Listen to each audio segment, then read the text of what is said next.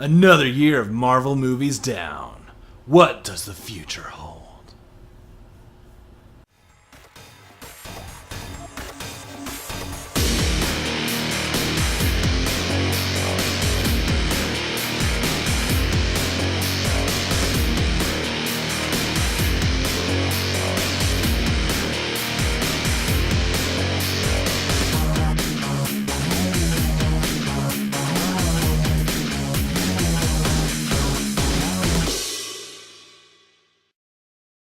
Hey everybody, Sexy Matt the Pharaoh Wizard here. So we got our final Marvel movie of the year.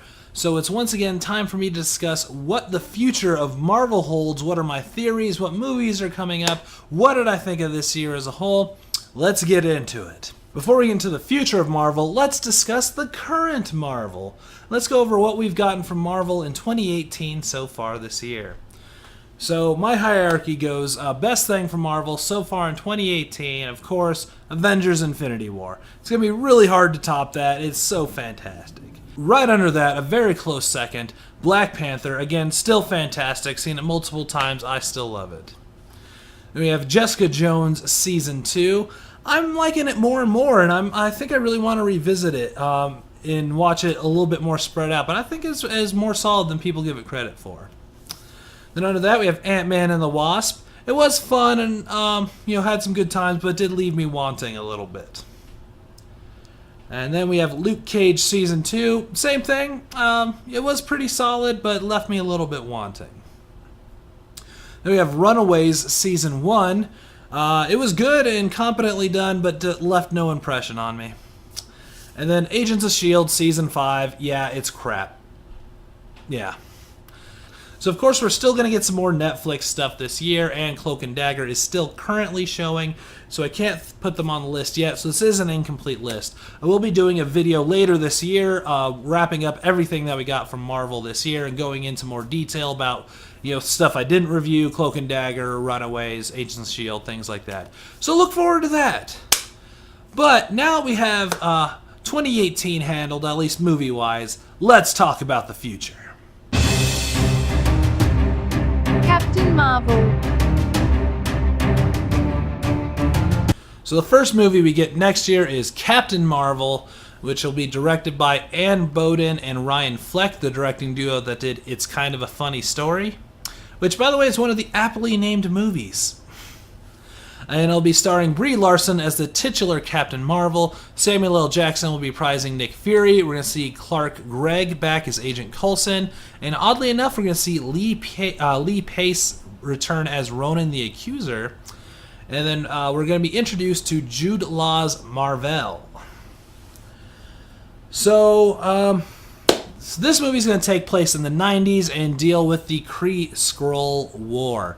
So it's going to be filling in some of those empty spots in the Marvel timeline, specifically the huge gap between where Agent Carter ended in 1950 and where Iron Man started in the mid to late 2000s, depending on where they officially set their timeline. So there's a big gap of time there to fill, and so we're going to see what S.H.I.E.L.D. was doing in the 90s. Now, initially, I didn't think they were going to do a origin story for Captain Marvel, but I've turned around and I think they're going to be doing an origin story. If you didn't know, Captain Marvel got her powers when Mar-Vell, the original Captain Marvel, protected her from a Kree bomb that radiated his genes into her, which gave her superpowers. Sure, comics. But I think we're going to see something close to that. So what I think is going to happen is we're going to see Captain Carol Danvers as a pilot, kind of a hotshot pilot thing. And, she's going to finish a mission and find something slightly off with some of her overheads. And she's going to realize that some of her commanding officers are actually Skrull warriors who are a shape-shifting alien race. And she's going to try and blow the whistle on them, and they're going to then, attack her. And that's when Mar-Vell shows up, protects her from a bomb, giving her her powers. And he's going to be like this undercover agent for the Kree. And then we're going to kind of be sucked into this Kree-Skrull war. That's going to be like, it's not going to be this whole invasion, but more like this underground subterfuge kind of war going on. And we're going to see, Mar-Vell turn against the Kree, and we're going to see some Skrulls. I don't think we're going to get too much of her, like, working out her powers. I think that's going to be taken care of pretty early in the movie. But I think that's where we're going to mostly get, like, this kind of underground war thing going on. And I see it ending as, so Captain Marvel has a slight precognition as one of her powers. So I think she's going to sense a pending threat. And that's going to be Thanos. And I think she's either going to be go up to space to either look for him or maybe put herself in some sort of suspended animation of some sort and give Nick Fury a pager to contact her when this looming threat shows up, kind of tying into the end credit scene in Avengers Infinity War. And I think the end credits of this is going to be her waking up after the end of Infinity War.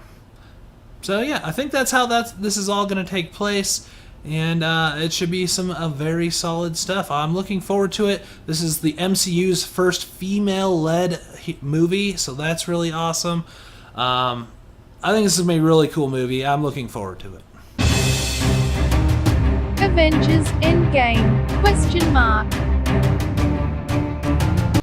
So there's been some leaked either scripts or something I heard that it's going to be called Endgame, maybe.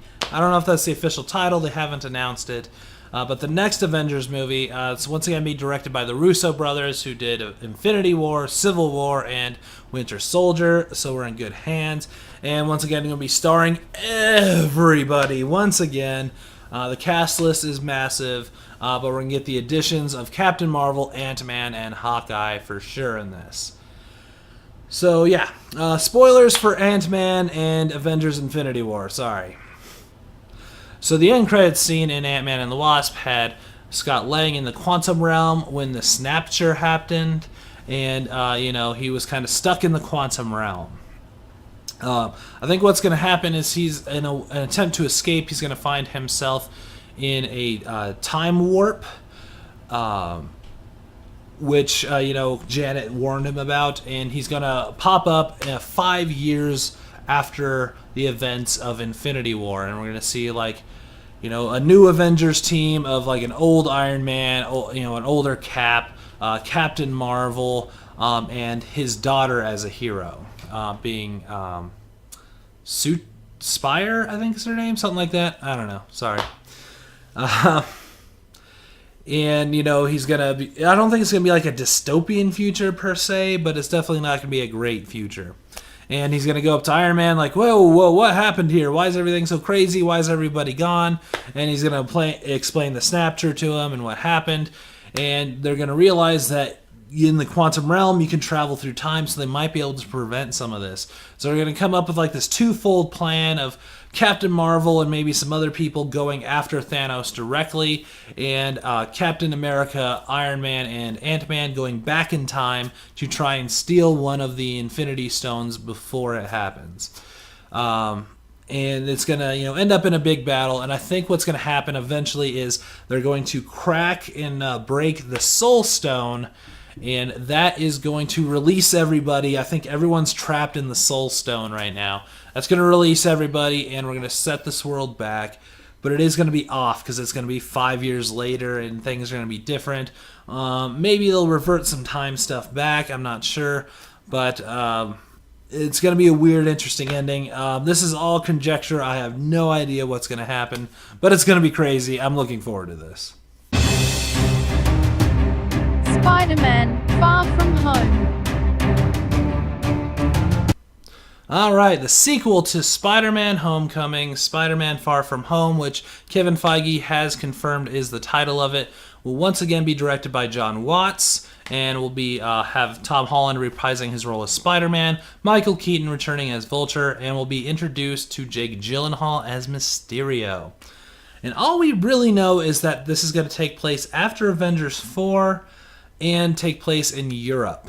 Peter's class is going on a trip to Europe. So this is going to be hard to predict, and I'm not really sure what's going to happen because It all depends on what happens in Avengers 4. Like, what's the world everyone returns to? What's it like? Is it 5 years in the future? Does this movie even take place before Infinity War? There's so much we don't know or what's going on. It's hard to predict. That, and Mysterio's not like, doesn't have like a varied history. Like, he's a thief. He's a guy that uses special effects to steal things. Like, he doesn't have like a lineage, or he doesn't have like this overarching storyline or anything. He's just kind of a thief. I do think this is going to be lighter tone to kind of contrast the bigness that's going to be Captain Marvel and Avengers, kind of like Ant-Man did this year against Black Panther and Avengers. So I think this is going to be a little bit lighter, kind of funner movie. The only thing I can guess is maybe while on a trip in Europe with his class, Peter sees, a robbery take place and chooses to investigate and kind of gets pulled into Mysterio's world. I don't know with this one. This one's really hard to predict anything. There's not a lot of information yet. And it takes place after, the craziness of Avengers. So who knows? Who knows? So before I get into the next 2 movies, I am going to do 5. But here's the thing. That is it. That's officially announced and it's going to happen.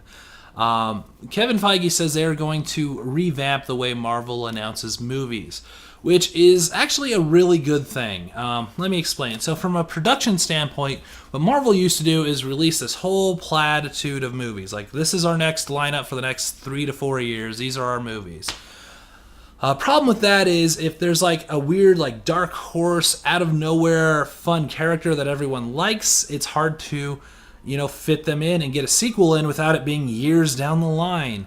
As well as, if they end up getting Fantastic Four and X-Men fully able to integrate in, if they've already panned out like what's going to happen in the movies, then they have to either readjust stuff or wait till it's all done. So this gives them more freedom for production to throw in different stuff, to figure out what's popular and go along with that. And I think it's going to lend itself to being a little bit better process.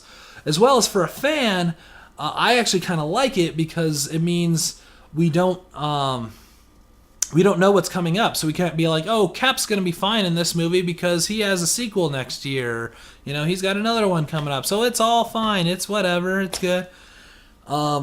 So this is, it will be more unpredictable and interesting to see stuff come up. And I'm also interested to see how they're going to announce new movies. Because, they're not doing a big Hall H presentation at Comic-Con this year. There's no D23 this year. So I'm not sure what's going to happen or how they're going to announce it. But I'm interested to see.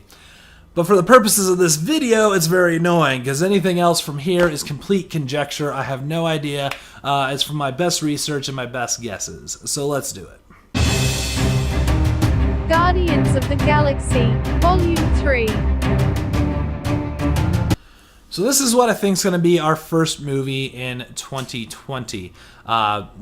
James Gunn, who's going to direct and who wrote it and directed it again, has posted on his Twitter a picture of the finished script. Kevin Feige has confirmed that Guardians 3 is going to happen, and the date that I put on this is one of those open time slots that Marvel's holding for movie release. So I think it all just kind of fits that this is going to be the next movie coming out. It's, a tried and true characters that they have and a franchise they have, and I think it's just something solid to go off of. So I think it's our titular Guardians are going to be Star-Lord, Rocket, Drax, Groot, Nebula, and Mantis. I think Gamora's death is going to stick from Infinity War. I think that's going to stick around. But as for a plot, I have no idea. The only thing I could really think of is this would be a great time for them to introduce Nova. Either the Sam Alexander or the Rich Rider version, either one. Because Thanos said in Infinity War that he destroyed Xandar, and that's where the Nova's home base would be. And one of the Nova books that I read, or where I started with Nova, is when Rich Rider was the last Nova, and he had all the Nova power. If you didn't know, the Nova Corps has like a shared power source. And depending on how many they are, it kind of divvies out the amount of power they have. And so he has all the Nova power. He can, shoot lasers and do all this fun stuff. So I think this would be a great way to introduce him like they did with Spider-Man and Black Panther and Civil War, where we're not going to have to have an origin movie, but they're going to introduce him in Guardians 3 and then do a side movie with him. So we'll see where that goes. We'll see if they pull in Adam Warlock, which they teased in Guardians 2.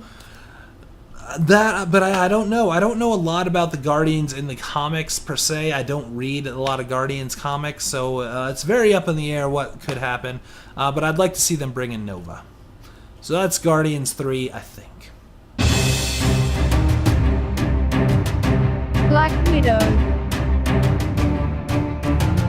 Alright, my final guess is going to be Black Widow. Kevin Feige has confirmed they're doing a Black Widow. They're currently shopping for directors. I feel like this one has the most momentum out of any projects that may or may not be happening. So I really think this is going to be the one to follow up Guardians. It's something we've all been asking for and wanting, so I think it's about time we get it. So obviously there's no director yet. I think it's going to see a reprise, of course, of ScarJo reprising Black Widow. I think we're going to see Hawkeye, Nick Fury, Agent Coulson, and the Winter Soldier. I feel like they're going to put this in the time right before Iron Man, and maybe even in the middle of what's going on in Iron Man.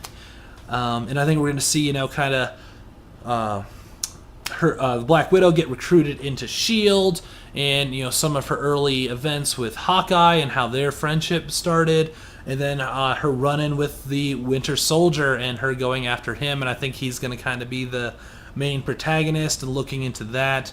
And we're just going to, again, see some early S.H.I.E.L.D. stuff that we were kind of hinted at previously, but we never really got to see, and so more of kind of that stuff. And I'd like to see it end right where she appears in Iron Man 2. I think that'd be a great way to tie it in, kind of Rogue One style, where it just blends right into Iron Man 2. I think that'd be really awesome. But we'll see. But I think this is going to be a great movie for Marvel to push out next. But we'll see what happens. So there's my guesses for the next 5 Marvel movies. I could be way off. I've been close on some of my previous videos doing this, so I'm very curious what happens. So what do you guys think? What projects do you think Marvel's going to come out with? What are you looking forward to? Is there any heroes you'd like to see them introduce in the MCU? Let me know in those comments below. Hit that thumbs up if you survived the Snapture, because at least half of you did, so I should be getting at least half my subscribers doing a thumbs up, right? And share this video if you could. It'd be very helpful to me. I'm Sexy Matt the Pharaoh Wizard. Until next time, hold on to your hold slots. Will you take what's in my head and erase